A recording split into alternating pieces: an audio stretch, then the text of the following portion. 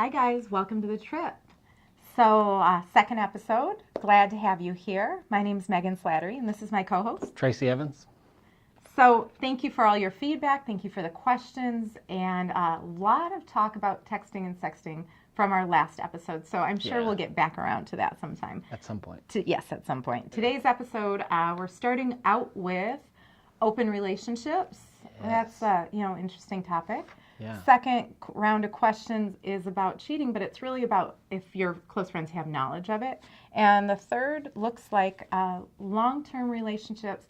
Can they start with sex on the first date? So we have some pretty interesting things to talk about today. So first question. Open relationships. Yes. Do they work? Yes. What's your opinion? Do you think, this, I feel like it's definitely a thing now, more so.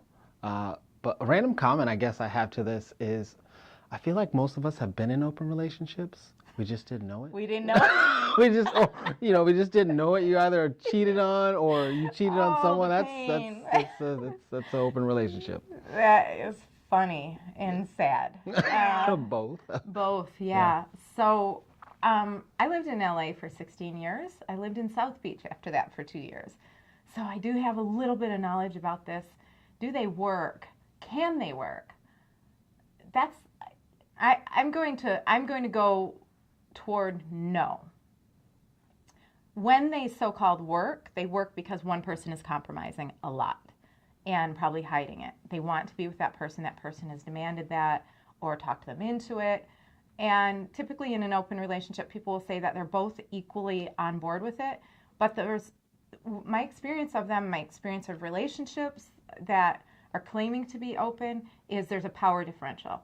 And to me, that's really not both parties saying, oh yeah, I'm on board. I really think we should just both be having sex or, going out with other people and coming back together with each other. So I feel like the human beings, I'm not sure if we're made for monogamy. That's just too big a question for me to kind of get into right now. But I do feel like someone's going to get hurt.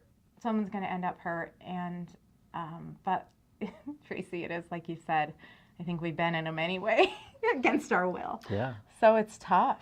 Yeah, it is tough.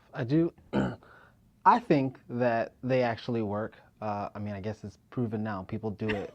People do it all the time. I have never been in an open relationship, I guess a knowingly open relationship, but it doesn't mean I'm not open to it. I would totally be open to it. Do I think they work?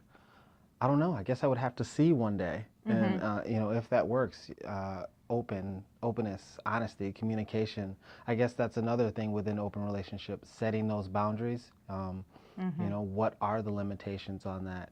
Can you be with another person at the same time you're with, your significant other?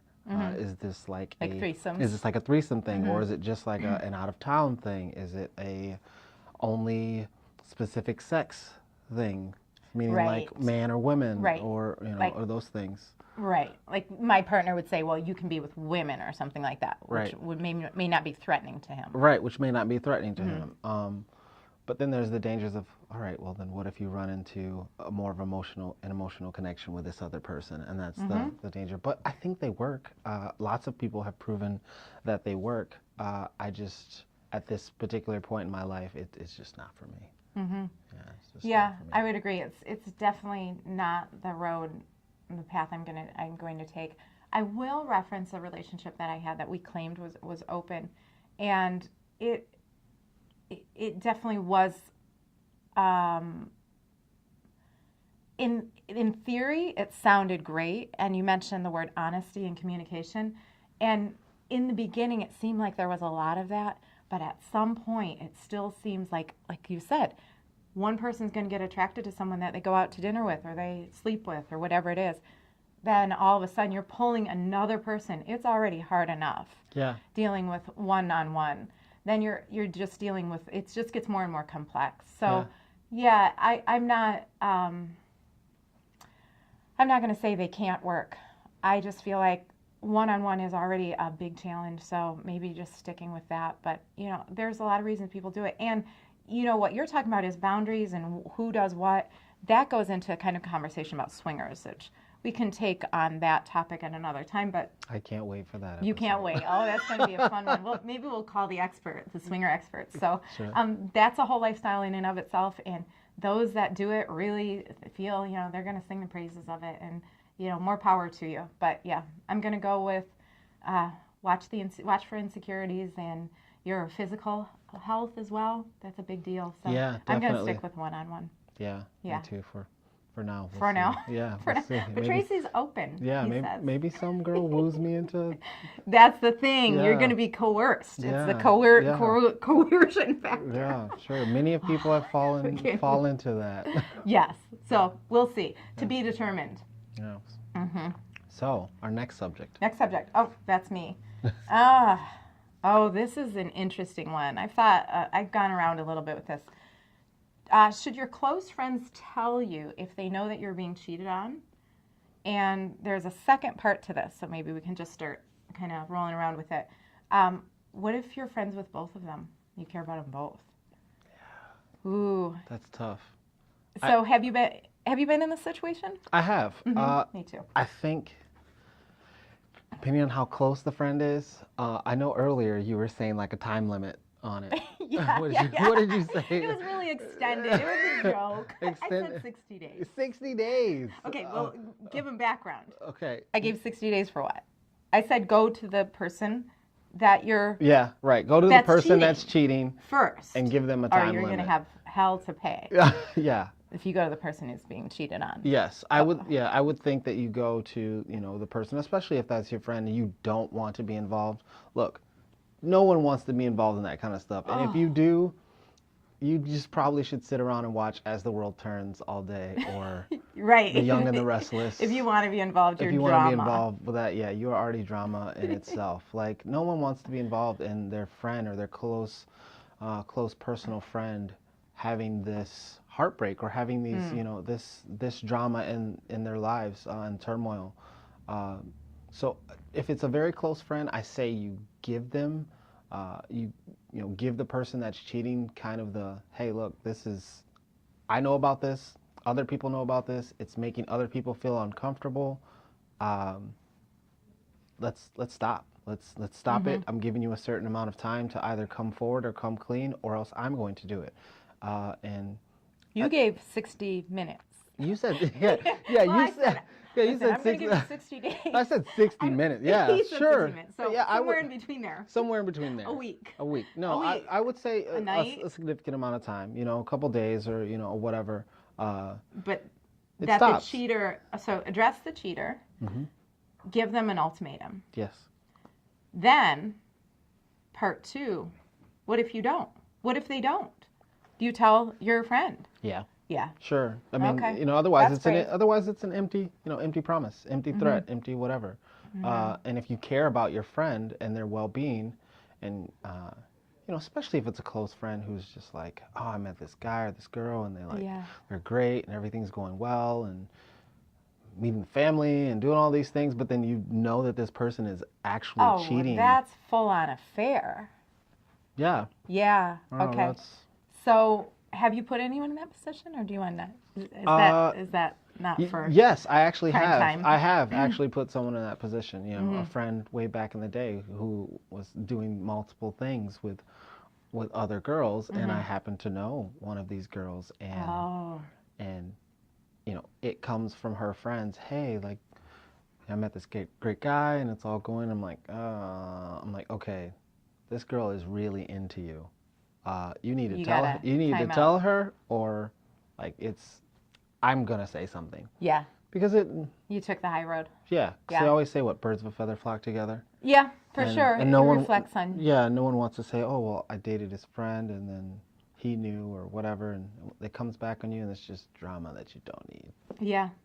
A lot of hurt feelings, and people need to be careful too what they're doing with other people, whether they're using protection, things like that. So yeah, it's a very serious topic if you do know that someone's cheating. So, but I think going straight to the person who's being cheated on, you will get you'll get the blast from them. Oh yeah, So the other side the of messenger that. gets killed. Yeah, the other Messenger side of gets that. killed. So yeah, ultimatum to the cheater. Yeah. All right, so we got that. Friends with both of them. Yeah. So hopefully we're all doing the best not to be out there running around, but we are human beings and it happens. Yeah. So what's third on our list today? Third on our list. Oh man, what was that one? I forgot it already. I think it is.